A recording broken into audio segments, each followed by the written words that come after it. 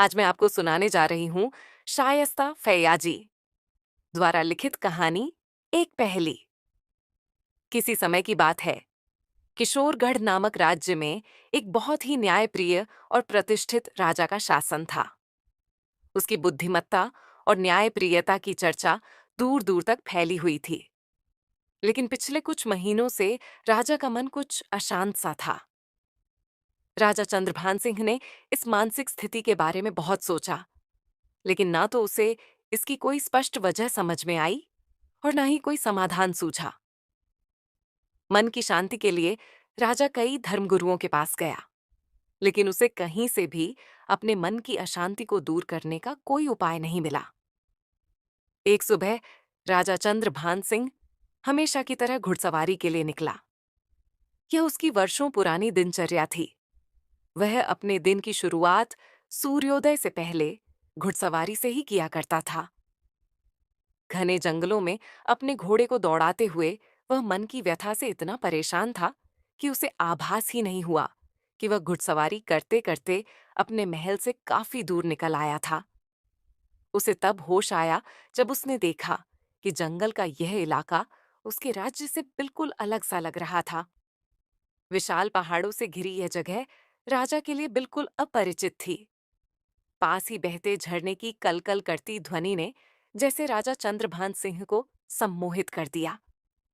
यही कारण था कि उसने अपने घोड़े की लगाम खींची और वहां कुछ देर रुकने को मजबूर हो गया। झरने के गिरते पानी के किनारे छोटे बड़े पत्थरों का ढेर लगा हुआ था। राजा ने घोड़े की लगाम यूं ही छोड़ दी और स्वयं उन्हीं पत्थरों में से एक पर जाकर बैठ गया। उसने अपने पैर ठंडे पानी में डाल दिए। बहते हुए पानी की ठंडक से जैसे उसकी सारी थकान दूर होती जा रही थी। झरने की तेज धार से उठने वाली जल की फुहारें उसके चेहरे पर पड़ रही थीं, जिससे उसे एक अजीब सी निर्मलता का अनुभव हो रहा था। चारों ओर का मनोरम दृश्य देखते हुए राजा कब गहरी नींद में सो गया, उसे पता ही नहीं चला। यहां तक कि जब सूर्य की किरणों की चमक उसके चेहरे पर पड़ी, तब जाकर उसकी आंखें खुलीं। वह अचानक चौंक कर उठ बैठा। उसने तुरंत उस स्थान की ओर दृष्टि दौड़ाई जहां उसने अपना घोड़ा छोड़ा था। लेकिन यह देखकर उसके होश उड़ गए कि वहां घोड़े का नामो निशान तक नहीं था। वो बरबस ही उठा और उस ओर बढ़ गया जिधर से वह घोड़े के साथ यहां आया था। वहां इर्द गिर्द लगे सुनहरे और गुलाबी फूलों को रौंदता हुआ चंद्रभान अपने घोड़े को आवाज देता हुआ तेजी से आगे बढ़ा जा रहा था। तभी तेज तेज चलते हुए चंद्रभान सिंह को एक जबरदस्त ठोकर लगी और वह अगले ही पल नीचे जमीन पर गिरने को हुआ। तभी दो मजबूत भुजाओं ने उसे संभाल लिया। राजा ने पलटकर देखा तो वहां सफेद वस्त्र धारण किए हुए एक व्यक्ति नजर आया। न जाने कौन सी भावना से घिरे राजा के हाथ अपने आप ही उस व्यक्ति के सामने जुड़ गए। फिर उसने एक नजर नीचे उस पत्थर की तरफ देखा जिससे उसे ठोकर लगी थी। तब तक सामने खड़े व्यक्ति ने भी हाथ जोड़कर प्रणाम करते हुए कहा, आपको चोट तो नहीं आई राजन? चंद्रभान सिंह ने जल्दी से कहा, नहीं मान्यवर, आपने मुझे समय रहते संभाल लिया। बहुत बहुत धन्यवाद आपका। प्रणाम करते हुए चंद्रभान सिंह ने उस व्यक्ति को गौर से देखा। उसने कुछ सफेद कुछ काले बालों को जटा की तरह लपेट रखा था। माथे पर लगा तिलक एकदम ताजा प्रतीत हो रहा था, यूं जैसे कि वह अभी अभी अपनी पूजा करके लौटा हो। उसके चेहरे पर एक अलग तरह का तेज था। बलिष्ठ भुजाएं इस बात का प्रतीक थीं कि वह कोई मेहनतकश व्यक्ति है। गले और कलाइयों में लिपटी रुद्राक्ष की माला उसे कोई पहुंचा हुआ आशिमुनि स्थापित कर रही थी। तभी उस व्यक्ति ने चंद्रभान सिंह के पैरों से कुचले हुए सुनहरे गुलाबी फूलों को देखते हुए कहा, हर बार समय रहते संभालने के लिए आपको किसी की भुजाएं मिल ही जाए, ये जरूरी नहीं। इसीलिए व्यक्ति को हमेशा अपने कदम ऐसे संभाल कर रखने चाहिए जिससे ना तो खुद उसे ठोकर लगे और ना ही किसी दूसरे का अहित हो। राजा उस व्यक्ति की बात सुनकर कुछ उलझ सा गया और उनकी नजरों में छलक आई। पीड़ा को महसूस करके उसने उनकी नजरों का पीछा किया। उसकी नजरें जब उन फूलों पर पड़ी तो जैसे खुद उसका मन भी कचोट उठा। उसने अफसोस से कहा, आप सही कह रहे हैं। मैंने अपनी परेशानी में यह देखा ही नहीं कि मैं किसी और का अहित करता जा रहा हूं, लेकिन ये रास्ते में उग आए जंगली फूल ही तो थे। राजा की बात सुनकर व्यक्ति के चेहरे पर गुस्से के भाव उभरते चले गए, लेकिन फिर अगले ही पल उन्होंने खुद को शांत करते हुए कहा, आप यहाँ के नहीं मालूम पड़ते। इस सवाल ने राजा को एक बार फिर से अपनी दशा की याद दिला दी। पर मैं किशोरगढ़ का राजा चंद्रभान सिंह हूं, और आपका परिचय? व्यक्ति ने चंद्रभान सिंह पर एक तेज भरी नजर डाली और फिर कहा, मेरा नाम सत्यप्रकाश है। संसार से मोहभंग हो गया था तो यहीं एक कुटिया डालकर हरि नाम के जप में लीन हो गया हूं। ये फूल मेरे ही लगाए हुए थे, इसीलिए मुझे इनके इस तरह रौंदे जाने का दुख होना स्वाभाविक है। ये सुनकर राजा कुछ शर्मिंदा होते हुए बोला, ओह, फिर तो मैं क्षमा चाहूंगा मान्यवर, मैंने आपका नुकसान कर दिया। उस व्यक्ति ने एक हल्की सी मुस्कान सजाते हुए कहा, हम मनुष्य भी कितने अजीब होते हैं ना राजन। दुख भी वहीं जताते हैं जहां हमें जताया जाता है कि हमें दुख जताना चाहिए, वरना हमसे किसी का नुकसान पर नुकसान होता रहता है और हमें आभास भी नहीं होता। सत्यप्रकाश की बातें सुनकर राजा को कुछ और शर्मिंदगी ने आ घेरा। उसने कुछ बेचैन होते हुए कहा, दरअसल मैं घुड़सवारी को निकला था, भटक कर इधर आ निकला और यहाँ के मनोरम दृश्य ने मुझे ऐसा मोह लिया कि मेरी आंख लग गई, और अब मेरा घोड़ा भी लापता है। बस उसी उलझन में मुझसे यह पाप हो गया। मैं एक बार फिर से आपसे क्षमा प्रार्थी हूं। वैसे क्या आप इस बारे में मेरी कोई मदद कर सकते हैं? मेरा मतलब है, कोई ऐसी जगह पता है जहां मेरा घोड़ा गया हो सकता है? इस बार सत्यप्रकाश ने कुछ और गहरी मुस्कान के साथ कहा। अब उसके मन में क्या चल रहा था, वह कोई मनुष्य कैसे बता सकता है कि वह कहाँ जा सकता है?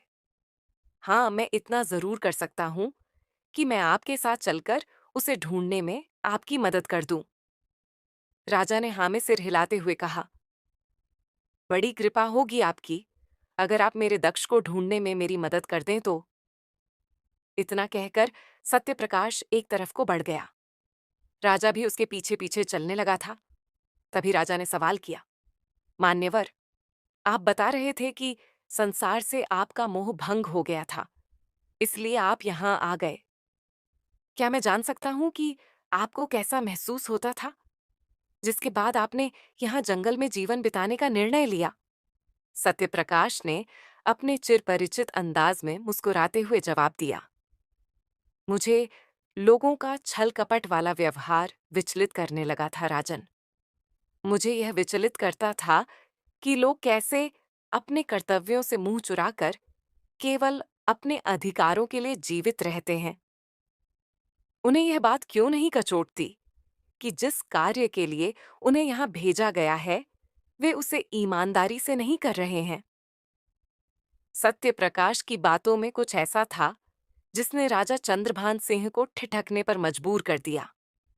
उसने एकदम से अपने कदमों को रोकते हुए कहा, लेकिन आपको ऐसा नहीं लगता सत्यप्रकाश जी कि आप भाग्यशाली थे जो ईश्वर ने आपको आपके विचलित होने का कारण समझा दिया? लेकिन हर कोई इतना बुद्धिमान नहीं होता कि वह अपने विचलित होने का कारण स्वयं समझ सके। सत्यप्रकाश ने ठहरे हुए लहजे में जवाब दिया, अपने कर्तव्यों और अपने अधिकारों के बारे में कोई भी व्यक्ति मां के गर्भ से सीख कर नहीं आता राजन। उसे यह सब इसी संसार में रहकर अपने अंदर विकसित करना होता है। लेकिन हम मनुष्य काफी दोहरे चरित्र वाले होते हैं। हमें अपने सारे अधिकार तो याद रहते हैं, लेकिन अपने कर्तव्यों को पहचानने के समय हम भूलने का बहाना बना लेते हैं।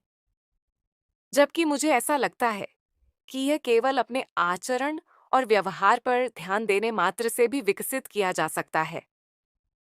तब चंद्रभान सिंह ने जैसे कुछ सोचते हुए कहा, मान्यवर, आपकी बातों ने तो मेरी आंखें ही खोल दी। पिछले कुछ महीनों से मैं भी उसी तरह से विचलित हूं। ऐसा लगता है जैसे मुझसे कुछ छूट गया है, लेकिन अब तक मैं ये समझ नहीं पाया हूँ कि वह क्या है। आप बस मेरे एक अंतिम सवाल का जवाब दे दें, तो शायद मेरे शंकित विचार भी शांत हो जाए। सत्य प्रकाश जी ने सिर हिलाकर प्रश्न पूछने की अनुमति दी। तो राजा ने कहा, क्या मन की अस्थिरता शांत करने के लिए मुझे भी अपना राजपाट छोड़कर आपकी तरह संसार का त्याग कर देना चाहिए? सत्य प्रकाश जी ने मुस्कुराते हुए जवाब दिया, यही सोच तो विकसित करनी है महाराज, कि इस परिस्थिति में आपका कर्तव्य क्या है और आपको क्या करना चाहिए। यह कहकर उन्होंने एक दिशा में इशारा करते हुए कहा, वो देखिए, शायद वही आपका घोड़ा है। उनकी बात पर राजा ने जैसे ही घूम कर देखा, तो खुशी से पलटकर बोला, हाँ मान्यवर, यही मेरा दक्ष है। लेकिन जैसे ही राजा ने मुड़कर देखा, यह देखकर उसकी आंखें फटी की फटी रह गईं कि वहां दूर दूर तक कहीं सत्य प्रकाश जी का कोई नामो निशान नहीं था। राजा उनके इस रहस्यमयी रूप से अचानक गायब हो जाने से हैरान परेशान वापस अपने महल लौट आया। अगले दिन राजा चंद्रभान सिंह के दरबार में रोज की तरह फरियादियों का आना जाना लगा हुआ था। तभी प्रवेश द्वार पर दरबानों के शोर से सबका ध्यान उस ओर खींच सा गया। सबकी नजरें उस बुढ़िया पर जा टिकीं, जो एक भारी भरकम तलवार को मुश्किल से उठाए हुए अंदर आने की कोशिश में दरबानों से झगड़ रही थी। अब राजा के दरबार में इस तरह किसी का हथियार लेकर आना वर्जित था, इसीलिए दरबान उस बुढ़िया को प्रवेश करने की अनुमति नहीं दे रहे थे। जैसे ही राजा चंद्रभान सिंह को उस बुढ़िया की एक झलक मिली, वह तुरंत अपने सिंहासन से उठकर प्रवेश द्वार पर आ पहुंचा और दरबानों से कहा, इन्हें अंदर आने दो। दरबानों ने बुढ़िया के हाथ में थमी तलवार की तरफ एक नजर डाली, तो चंद्रभान सिंह ने उन्हें गुस्से से घूरते हुए कहा, अगर तुम्हें यह लगता है कि 100 साल की दादी अम्मा के हाथ में थमी तलवार से चंद्रभान सिंह को कोई खतरा हो सकता है, तो तुमसे बड़ा मूर्ख और कोई नहीं हो सकता। ये कहकर उसने उस दादी अम्मा के हाथ से तलवार लेने की कोशिश करते हुए कहा, आप दरबार में चलकर अपनी समस्या बताइए माई। लाओ, ये तलवार मैं ले चलता हूं। लेकिन बुढ़िया ने एक झटके में अपने हाथ पीछे करते हुए कहा, मैं यहां अपनी समस्या नहीं, तेरे लिए एक पहेली लेकर आई हूं। अगर तूने वो पहेली हल कर ली तो ठीक है, वरना मैं समझूंगी कि दूसरे राजाओं की तरह राजा चंद्रभान सिंह भी सिर्फ नाम का राजा है, जिसे अपनी प्रजा से नहीं बल्कि अपने सिंहासन से प्यार है। राजा ने उस चमचमाती हुई तलवार की मूठ पर एक नजर डाली और फिर हल्की सी मुस्कुराहट के साथ अपनी गद्दी पर आ बैठा। तब तक दरबानों ने भी उस बुढ़िया को सहारा देकर बीच दरबार में ला खड़ा किया था। बुढ़िया ने कहना शुरू किया, तो पहेली यह है कि कर्तव्यपरायण का पाठ पढ़ाई, एक वार में गई 100 वर्ष की कमाई, बार बार करके 365 दिन पार हुए, मगर किसी को कोई सुध न आई। राजा चंद्रभान सिंह यह सुनकर कुछ पलों के लिए खामोश हो गया। बुढ़िया के साथ साथ बाकी दरबारियों की भी नजरें उस पर जा टिकीं। किसी को कुछ समझ में नहीं आ रहा था कि वह बुढ़िया आखिर कहना क्या चाहती थी। तभी राजा ने अपने एक मंत्री को बुलाकर उसके कानों में कुछ कहा और फिर बुढ़िया की तरफ देखते हुए बोला, मुझे इस पहेली के हल के लिए कुछ समय चाहिए माई, तब तक आप यहीं विराजिए। ये कहकर उसने अगले फरियादी को भेजने का इशारा किया। उधर थोड़े समय बाद वह मंत्री वापस आकर राजा के कानों में कुछ बोला और राजा के चेहरे पर आत्मग्लानि के भाव उभर आए। वह एकदम से अपने सिंहासन से उतरा और बुढ़िया के पैरों में बैठता हुआ बोला, माई, मैं तेरा अपराधी हूं, तू जो चाहे मुझे सजा दे दे। बुढ़िया के हाथों से तलवार छूटकर टन की आवाज के साथ नीचे जा गिरी। सारे दरबारी हक्का बक्का थे कि राजा ने बुढ़िया के साथ ऐसा कौन सा अपराध कर दिया। तब बुढ़िया ने एकदम से कहा, मुझे तेरा अपराध बोध नहीं, अपनी पहेली का हल चाहिए, चंद्रभान सिंह। राजा ने उसी तरह गर्दन झुकाए हुए जवाब दिया। पहेली का हल ये है, माई कर्तव्य परायण का पाठ पढ़ाई, यानी कि तूने अपने पोते को राज्य का नागरिक होने के कर्तव्य पूरे करना सिखाया। एक वार में गई 100 वर्ष की कमाई, यानी कि तेरा पोता उसी पाठ को सीखकर युद्ध में अपनी जान गंवा बैठा। फिर बार बार के 365 दिन पार हुए, मगर किसी को कोई सुध न आई, यानी कि उस युद्ध को हुए पूरे 365 दिन गुजर गए, मगर तुझे उसका मुआवजा नहीं मिला। इसीलिए कहा, माई, कि मैं तेरा अपराधी हूं।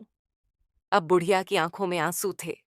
राजा ने आगे कहा, इस तलवार की मूठ पर बने निशान को देखते ही मैं समझ गया था कि तू हमारे किसी सैनिक की बात करने आई है। फिर मैंने मंत्री जी को सैनिकों के अधिकारी से पता करने भेजा, तो मुझे पता चला कि युद्ध में मारे गए बाकी सैनिकों की तरह इस सैनिक को भी मुआवजा नहीं दिया गया, क्योंकि मुआवजा लेने कोई आया ही नहीं। हाँ, ये मेरा अपराध है कि मैंने खुद से इस मामले को क्यों नहीं देखा, लेकिन अब मैं अपनी भूल सुधारूंगा। ये कहकर उसने मंत्री को आदेश दिया कि माई को मुआवजे के साथ साथ उनके नगर के वृद्धाश्रम में रहने की व्यवस्था भी करवाई जाए। राजा के इस न्याय पर माई ने अपनी थरथराती आवाज में चिल्लाकर कहा, महाराज चंद्रभान सिंह की जय। जबकि राजा के कानों में अब भी सत्यप्रकाश की आवाज गूंज रही थी। लोग कैसे अपने कर्तव्यों से मुंह चुराकर केवल अपने अधिकारों के लिए जीवित रहते हैं। उन्हें यह बात क्यों नहीं कचोटती कि उन्हें यहाँ जिस काम के लिए भेजा गया है, वे लोग वह काम ईमानदारी से नहीं कर रहे हैं। और यह भी, यही सोच तो विकसित करनी है महाराज, कि इस परिस्थिति में आपका कर्तव्य क्या है और आपको क्या करना चाहिए। राजा चंद्रभान सिंह का विचलित मन अब शांत था और अपने कर्तव्य निर्वहन के बाद संतुष्ट भी। अगर आपको ये कहानी पसंद आई तो मुझे कमेंट करके बताएं। मैं और भी कहानियां अपलोड करूंगी। और अपने उन दोस्तों के साथ ये कहानी शेयर करिए जिनको ऐसी कहानियां सुनना पसंद हो। धन्यवाद।